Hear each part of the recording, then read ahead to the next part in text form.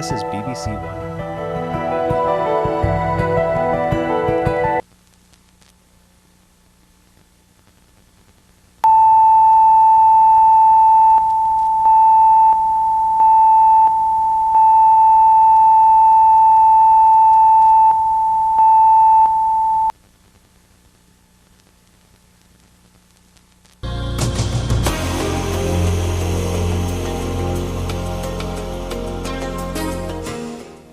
This is BBC One. We've been having problems with our computers recently, and we are desperately trying to fix this. Once we've got this sorted, we will join the BBC Lunchtime News.